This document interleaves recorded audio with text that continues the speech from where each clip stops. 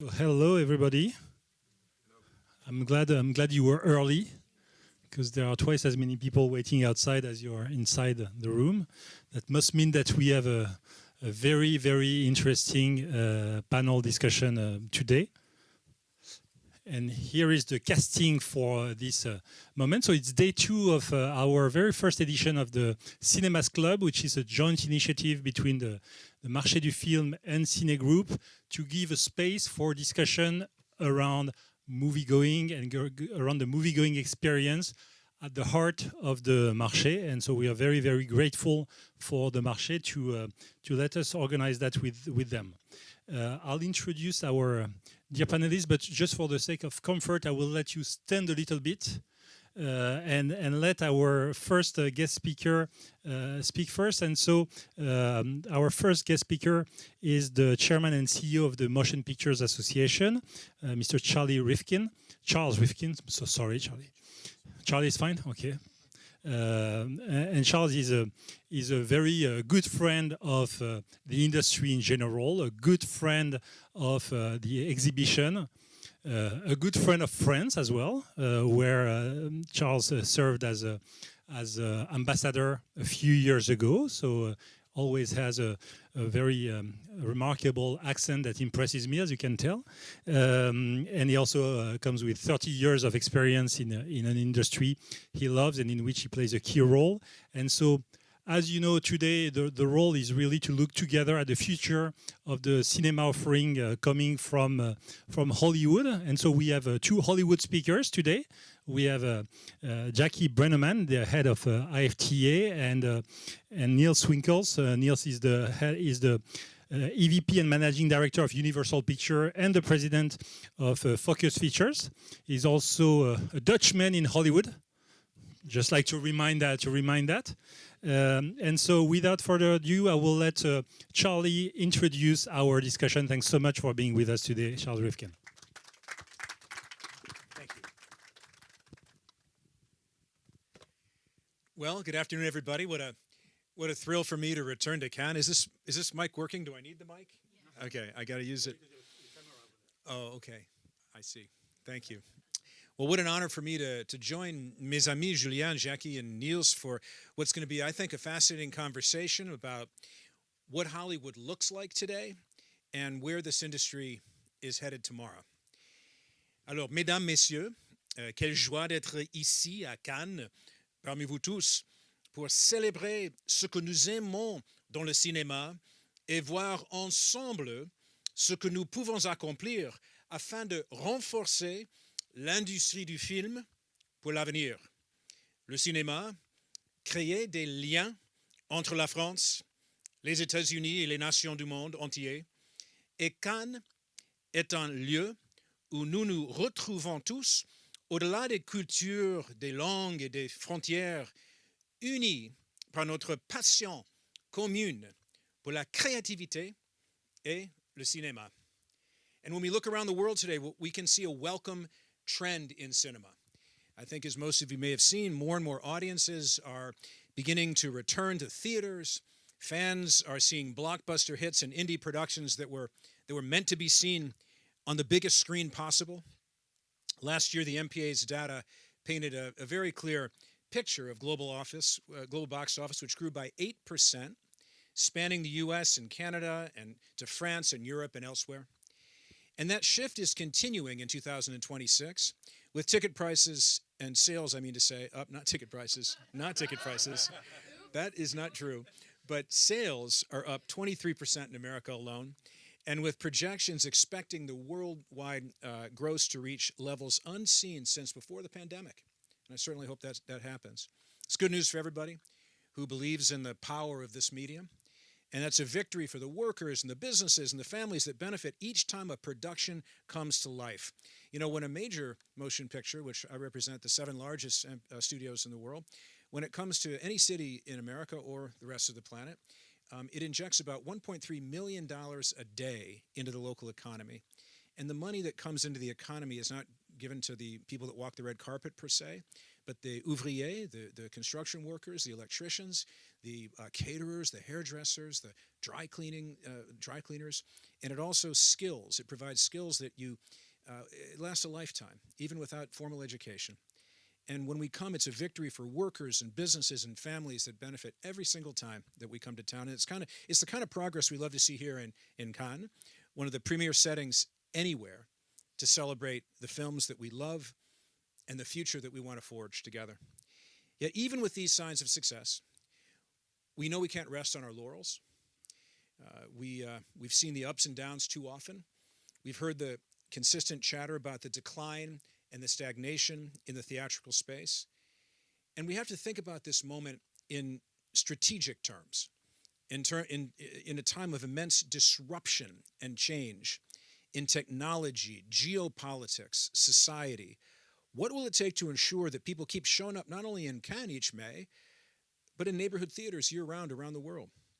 How can we strengthen and fortify this industry for the long term?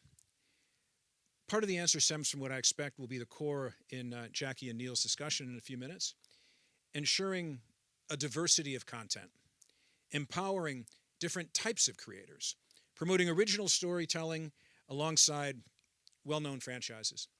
And we've already seen this taking place in America with some of the biggest hits of the year, like Super Mario Brothers, Michael, Wuthering Heights, Project Hail Mary, Hoppers, Scream 7, and many, many more.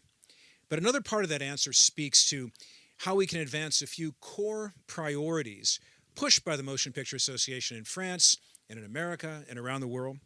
And first, there's the focus on policy, ensuring competitive environments for production, building a pipeline of talent in every market that can act of people that can act in a cast or work on a crew, developing the regulations that enable creativity and encourage sustainable hubs for filmmaking going forward. Second is leadership in detecting, deterring, and dismantling digital piracy. This is a threat that you may or may not know takes about $22 billion from our industry every single year, and it's extraordinarily difficult to fight. It's a danger that's growing even more sophisticated with the advent of artificial intelligence. And it's a massive criminal enterprise that seeks to endanger, threaten, and carry out crimes wherever they can. This piracy of today is not somebody on the street corner selling DVDs. It's not kids in a dorm room sharing files. It's organized crime. The same guys that are stealing our movies and television shows together, the world's movies and television shows, are the ones responsible not only for organized crime, but prostitution, sex trafficking, child pornography, all the ills of society. If you ever go to one of these sites, which I'm sure you won't, you would say something like, wow, it's as beautiful as Netflix, but everything's for free. Almost looks too good to be true, because it is. And what happens when you go to one of those sites is your computer has about a 73% chance of being infected. If you click on the links, it's because advertisers are on these sites in order to infect your computer, in order to steal your identity. It harms society, and it's very, very difficult. But what we did since I joined the MPA 8 years ago is we created something called the Alliance for Creativity and Entertainment, otherwise known as ACE. And I'm chairman of this organization. It's the largest enterprise in the world confronting piracy. And we're going to keep collaborating with law enforcement anywhere to take down illegal sites and the perpetrators behind them. We have about 60 companies from around the world, including Canal Plus here in France, who are helping with this effort. And third, there's our ongoing support for our counterparts in the cinema sector to improve the theatrical experience, something Jackie knows a lot about from her past life. We already see it happening with exhibitors everywhere, all adopting advances in projection and sound and LED screens and immersive audio, all reimagining cinema in smart and dynamic ways to bring people away from their high-end home entertainment systems into the theaters. And finally, there's our fight, and it is an ongoing fight to protect copyright in the age of AI. It's not an easy task. Across studios large and small, we have to strike the right balance between being sure we defend human creativity while taking advantage of what AI can do to enhance our creative efforts. Well, here's the bottom line. Our industry is changing, and the future is, by definition, uncertain. That can seem kind of scary and overwhelming and unsettling, and I understand that. Yet we can never forget that we've heard tell of our industry's demise before. I mean, too old for us to remember, of course, but when silent movies were taken over by talking films, it was the end of the industry. Because what happens to all those actors who can't talk very well? When color became part of the industry, what about all those companies that couldn't afford color because only the rich companies are going to survive? The DVD enters, the internet enters, perfect digital copies. Each time, our industry was dead. And each time, we've taken advantage of technology to become even stronger and to be even more creative. And we've survived, we've adapted, we've kept reinventing what movies can be, and we continue to watch them. We've done what cinema does best. Peered at a giant canvas, filled it with imagination and possibility, and given the world great stories well told. And that will remain the beating heart of what helps this industry thrive for generations to come. So I look forward to building that future with all of you, and I appreciate having the chance to speak today. Merci beaucoup.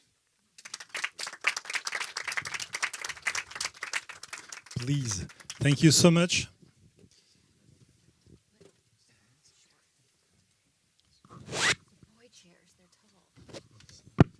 So should you sit next to your picture? That's a question we had earlier today. That's actually a huge pet peeve with film marketing when the stars' names are over the wrong people.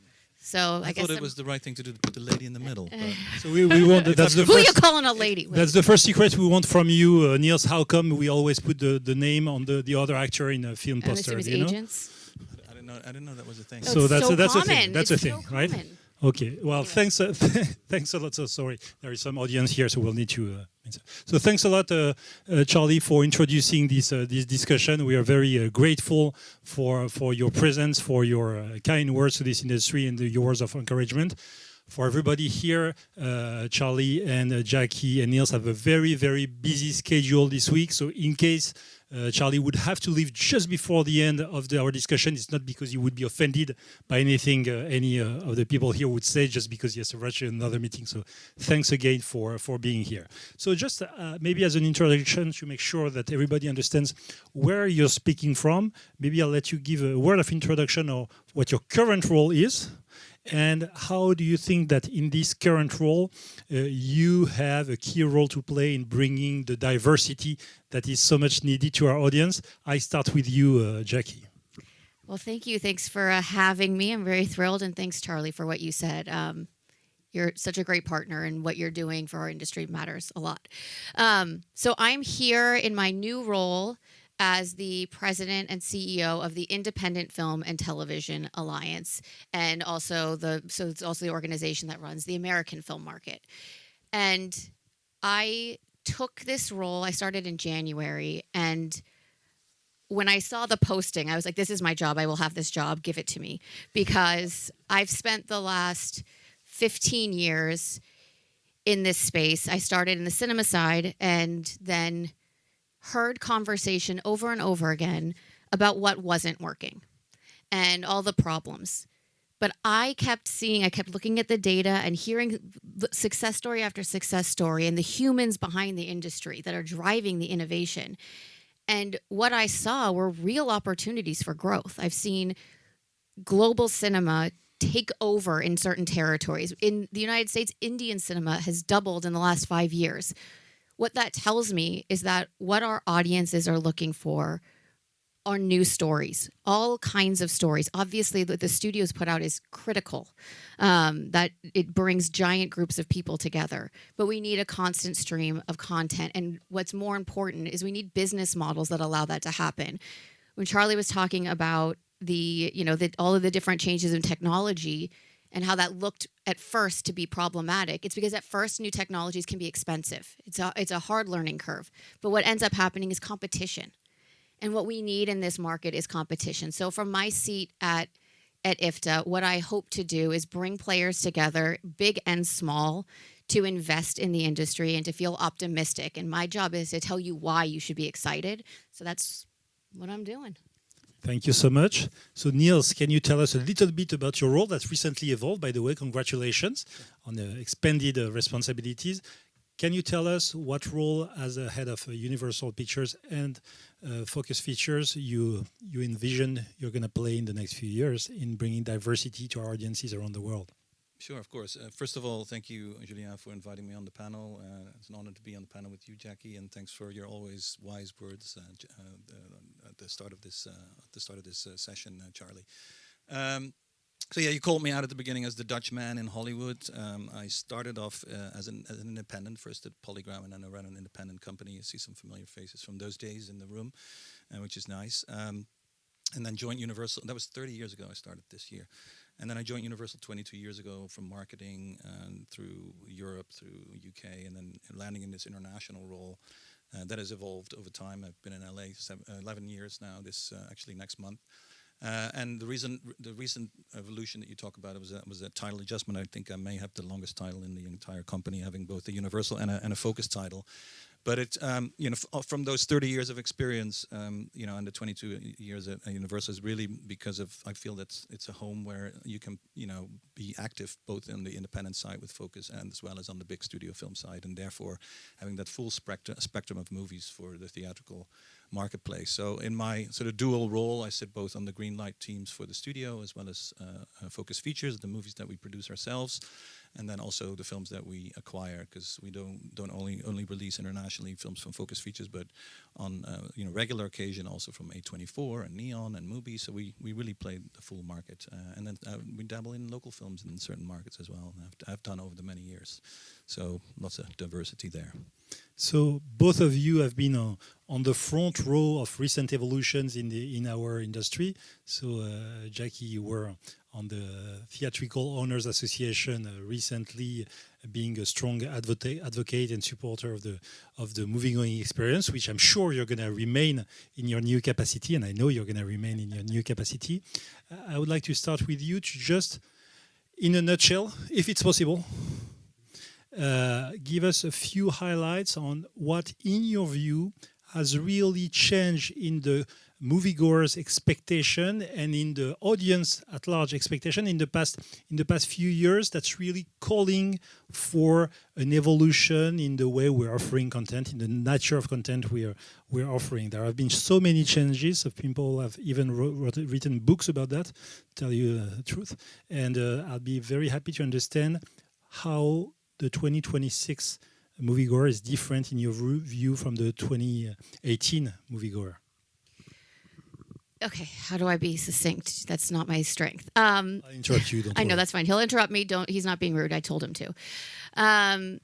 So I think first and foremost, it's a perception issue, right? I think we have, through multiple different channels, told consumers that they shouldn't like going to the movies. And part of it was, why go to the movies when you can stream? Part of it was consumers are annoying. People are on their cell phones. I still hear people talk about sticky floors, and I go to the movies all the time. I don't think that's a thing anymore. And also, we all went to the movies in the 90s, and those seats were terrible, and the floors were actually sticky, and we went in droves. So it cannot be that we need recliners and perfection to enjoy movie going. What I've told the cinema owners is that if the only thing that your business was putting a new movie on the screen and turning the lights on, no one would have come back after the pandemic, because everyone had all of the opportunities at home. And you hear it, well, I've got my big couch and I've got my big TV. But people did come back, and audiences are growing. And every single person in this room and in this industry should be constantly asking themselves, why? Why are people coming back? And I believe that that's because our neurobiology makes it so that we can't express and experience emotion unless we're doing so collectively. Storytelling and movies in particular are at the core of being a human. So there is some deep pull. But we as an industry collectively have been telling people that the pricing is too expensive, all of these other things. It's our job to not say consumers are wrong. It's our job to find new, exciting ways of bringing them in. Answer them. Right? And so I think one of the things that we can do is say, we hear you, we have stories that matter to you. For $10, you get to be part of a community. And we all belong to different communities, right? When I go to Barbie with my girlfriends and dress in pink, that's one side of me. When I go see a musical with my guys, like that's a very different side. And then I go to Vidiot's in Los Angeles with my glasses and drink my orange wine. And for $10, I get to feel smart and cool. And what a treat. And so I think that leaning into community and selling that is absolutely at the core. So, yeah. So just to elaborate a little bit on that, Niels, over the past few years, Universal Pictures has been one of the companies that has released the most numerous movies of all kinds through huge successes and sometimes challenging releases. What have you learned from the evolving expectations from the audience, and maybe to follow up on Jackie and disagree with Jackie or agree with Jackie? What's your take on the recent evolutions? No, I think I agree with everything Jackie said, and you know, this is that makes, you know, our job interesting and exciting. Sometimes, you know, anxiety inducing with, you know, especially some of the challenges we've encountered in the last 5 years. But it's all about learning. And in the 2+ decades that I've been at Universal, you know, with Donna Langley at the head of one constant, you know, in the leadership role, and now, you know, across movies and television, she encourages that in us to learn and pivot and adjust and adapt, and that's what we've shown to have done in the last few years, coming out of the pandemic and you know, through strikes.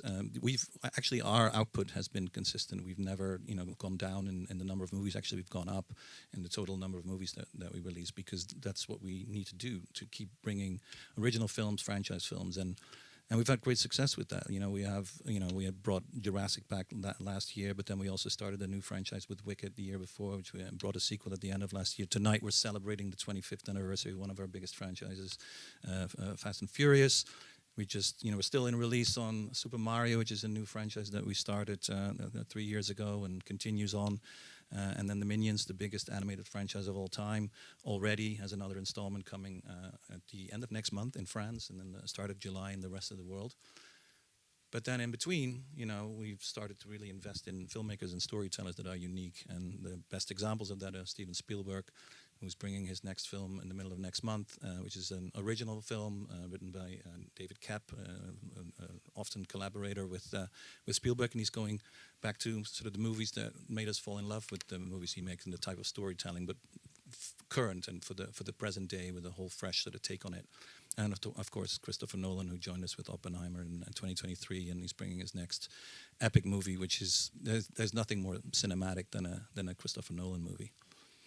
And then with our partners at Focus and some of the acquisition partners, we are able to also look for those original films and daring and bold movies.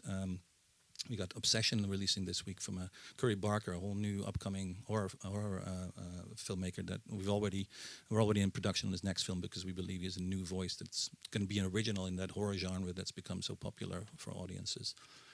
And then, you know, with our, you know, collaborators at Working Title that we, you know, worked with for many decades, we've got Sense and Sensibility, we've got Pressure, you know, more, you know, films that are more an international sensibility, if you will. And then Robert Eggers, whose movies we've done from the very beginning. All of his movies we've been involved with internationally and with Focus on a worldwide basis since Northman and then Nosferatu. Then, but, you know, betting on him as a filmmaker with sort of, you know, more niche horror films, then he breaks out, and now he's an established name, and he could, you know, be up there with some of the greatest filmmaking names currently. That, I think, shows how we continue to invest. We got more original films, and we're also going back on the romantic comedy genre that Universal has been strong in for many years, and sort of Hollywood sort of forgot about that genre theatrically, but it's back. On the domestic side, we've got the Fockers franchise returning in November. We have Will Gluck do an original movie, One Night Only, at the end of August, at the beginning of August, after his success with Anyone But You. So those female audiences that have, you know, brought so much success for us with Wicked. And then looking for that fandom, you know, that we know is really powerful with audience, particularly at the moment with the Michael Jackson movie, which we've done with Lionsgate as our partners. And it's going from strength to strength. We're over $600 million globally already, with 350 only from international. And we're going to go well past $500 million international only in that. And we see people coming back.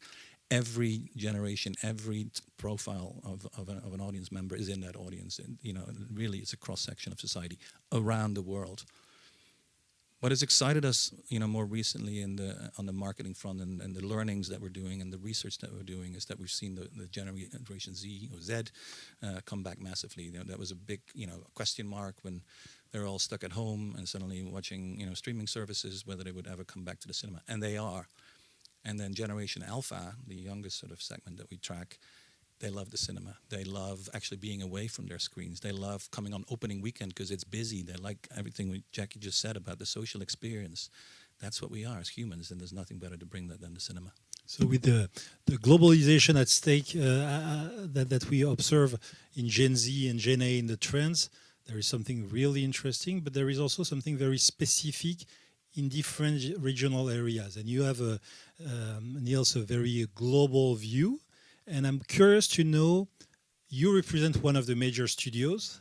How different is it to compete and release your movies in a market that is very broadly dominated by 5 studios that represent 80 or 90% of the movie-going experience, or fighting like some of your team members here in a market where local content in Europe, for example, in France specifically, represents a very significant part of the market?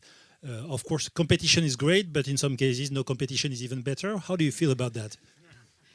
Well, local filmmaking, local cinema is not a new thing. It's always been there. And I think what we saw in the past, particularly in markets like France, where local cinema is very strong, is that it grows the market. Local cinema does well, the market grows, and it grows with the Hollywood films. And that's generally been the case in all of those more established markets, even in Japan and Korea. What we're seeing at the moment is in Asia, maybe that it's, that the market share of Hollywood films is going down, and it's because people are finding their local films maybe to be more relevant and accessible to them. So, that's just for us to then, investigate and learn from and react to, and not just, settle that that's the future. We just have to, be nimble and adapt to that to make movies that are globally appealing and look at what those stories are that people are relating to in those markets. So it's a constant learning process, and then adapting and adjusting and applying. So, Jackie, in your new role as the head of IFT, are you willing to help studios grow their diversity? And how do you view, in a market like the US, but also globally, the role of your constituents, independent film producers, in working hand in hand with the studios and sometimes competing, which is great, to bring more and more diversity to the market? How do you envision this mission? So to answer the first part of the question, yes. I mean, Charlie knows. What was the first part of the question? The first part of the question is, do I support the major studios? Okay, great. In one of my first conversations with Charlie, I said, I want to work closer with the MPA. What you're doing matters to our members. It's all one industry. And in fact, I was jet lagged at 3 a.m. last night, and I was thinking, what makes a studio a major studio? What really differentiates any of this? Because for my industry, and one of the things that I think I should be doing more of, is coming to the studios you are acquiring. And you have streaming platforms, and you need to find those things that hit. If there might be markets where theatrically you're not as competitive, but you can also then invest in that content, have it be part of learn from that, train audiences all around the world on something that was deeply local. And obviously, Netflix kind of started that, really showed that that local titles can end up becoming global. So all of that stuff matters to us. I should be coming to you twice a year with my members and saying, what are you looking for? What are you investing in? Because ultimately, what we need is a market that's investable. We want to be able to sell you things.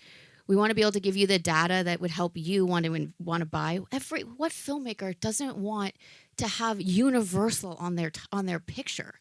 I mean, that is a gold star. It's a badge of honor. It means something. It doesn't mean not ever getting a Universal title means you're not a good filmmaker either, right? all of these things can be true. It is a broad spectrum.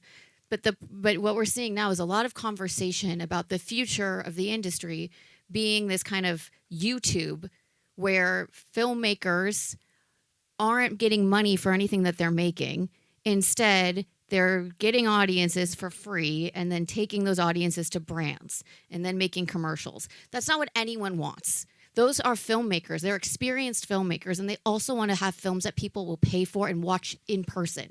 It is all of their dream, too, to have a communal audience of people laughing, crying, and reacting to the art that they make and convincing people and changing their minds.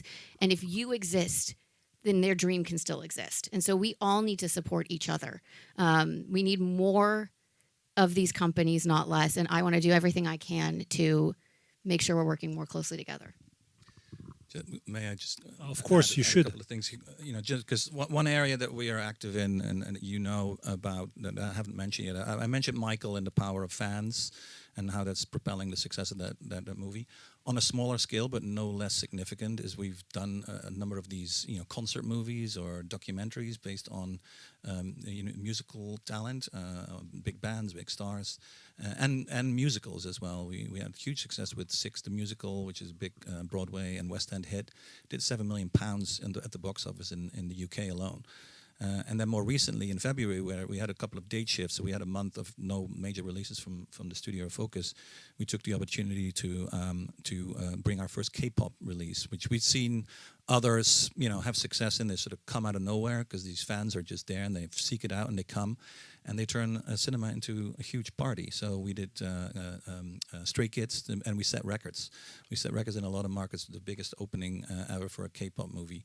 And then a few weeks later, we worked with Baz Luhrmann to bring Elvis, Epic, and Elvis Presley in concert. Is never before seen footage in partnership also with IMAX, and people came, and young audiences came to discover artists that they never heard of.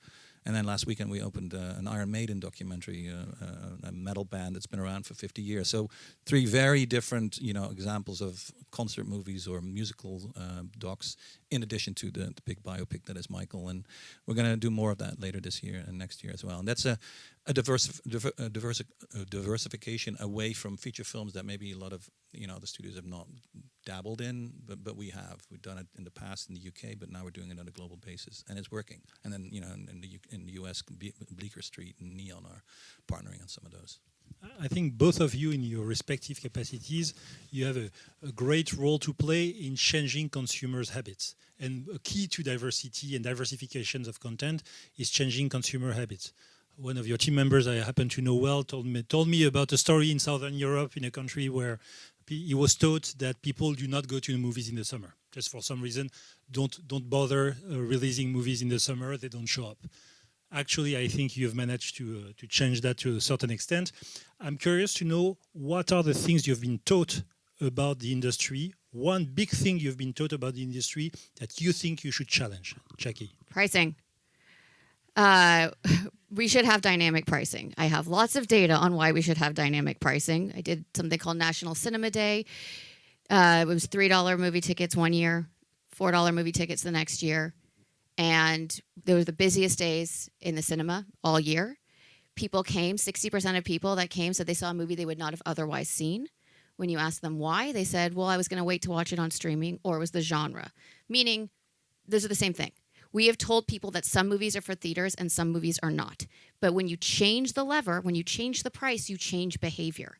And we all know, why did we all adopt streaming in the first place? Because it was free. Not because we didn't want cable. I wanted cable. I wanted Bravo. I couldn't afford it. So I had Hulu. It was free. But that wasn't my consumer choice. It was programming. So I think right now I talk to theater owners all the time. And any theater owner with a subscription program will tell you that 60 to 80% of the people going to independent films in their theaters are using those subscription programs.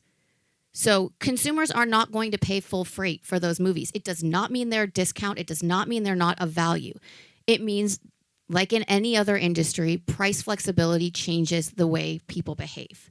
So that's something I would love for us to experiment on together, really learn. Growth mindset is really important here. Niels, what is the big thing you've been taught about this industry that you would like to challenge?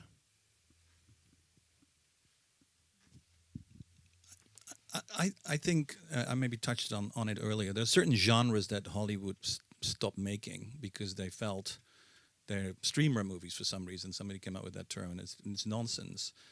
Because when we, with the purview that we have on the international side, we see the, dramas and thrillers and romantic movies and romantic comedies, and comedies thrive in the local language segment.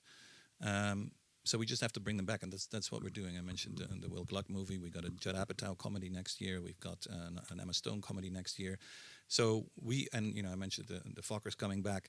So that was a false notion that those movies, that those genres, no longer theatrical, and we're proving it. And romantic movies are definitely back. Female-driven romantic movies. It's kind of sexist. Huge. The whole thing. It was movies women like were somehow meant for streaming.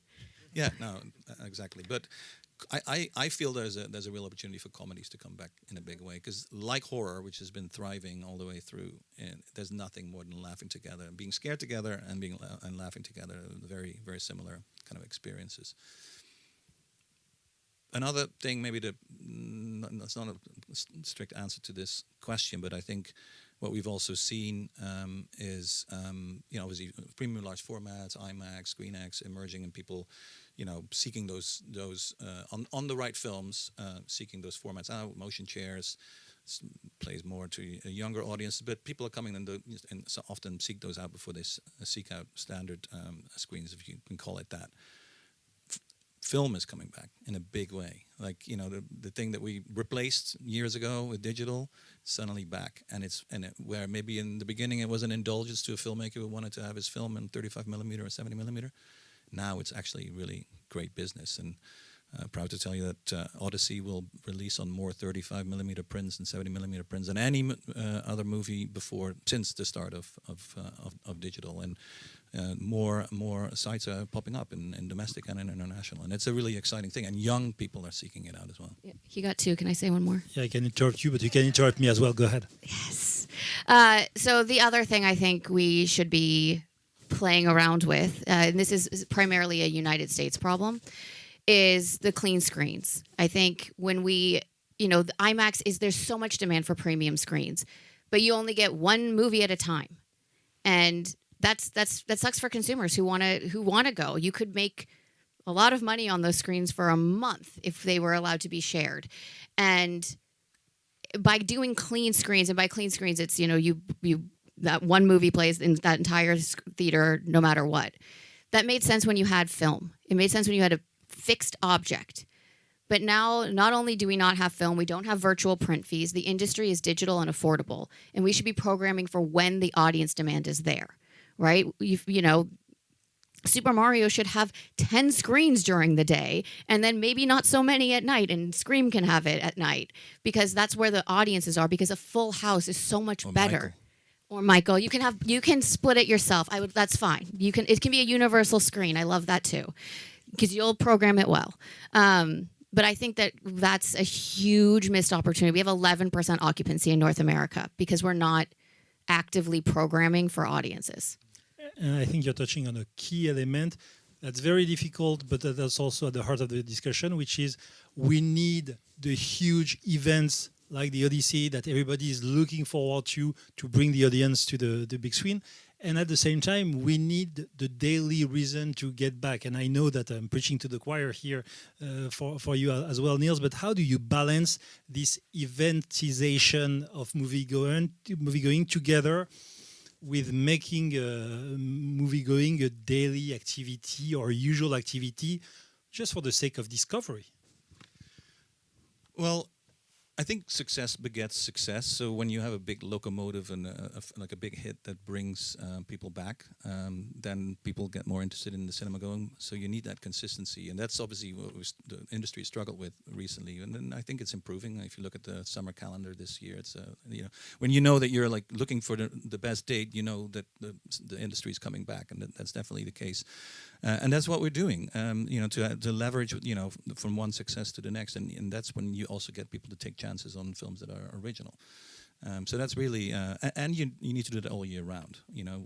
Just dating movies in the summer or at Christmas is not gonna get that habit back. You need that habit back.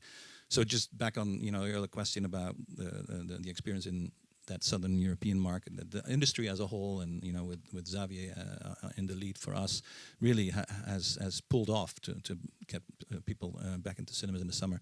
Equally, we've never shied away of dating movies, in what used to be called the quiet periods, September. September now a hot month, we've been releasing big movies there, for years. We always had a big working title movie there, Downton Abbey, Bridget Jones, and we knew that potential was there. And then, and there's been some other hits since. For the start of the year, where the domestic sort of awards contenders are all coming out of the fall festivals and releasing sort of October through the end of the year. Internationally, they're coming into January, February, March. We're lucky to often have those films, and we put them in that corridor, and has made that corridor really potent. Because the Christmas movies don't play forever, and then sort of new impetus for people to come to new and fresh and original films, and it's made that corridor really strong. So 12 months a year, 52 weeks a year, we need people in the cinema. So bringing diversity and consistency is how we're going to get back. Maybe a last topic on which I would like to touch, because we are here, we are in Cannes, which is the beacon we know. For you, it's pretty obvious, Jackie, you're here for competitive intelligence reason with the film market. I'm curious to know, for both of you, how do you view this competition, which is not necessarily made of your blockbusters in the case of Universal, but which is also a great way to show, to get the attention of the world around movie-going and the love of movies. So maybe I'll start with you, Jackie. What does Cannes mean for you, and how does it participate to your ambition to grow the independent film community? Well, first of all, this is my first Cannes, so yay! It's a little overwhelming. So for me right now, of course, part of it is just getting to know the industry, the actual human beings, the people are everything, right? That's what I loved about my last role. I really got to know the theater owners and all of their stories, and the studios and the technology companies. And so when there was a crisis, the human cost mattered. And when you're lobbying governments and you're talking about something you actually care about, it makes a big difference.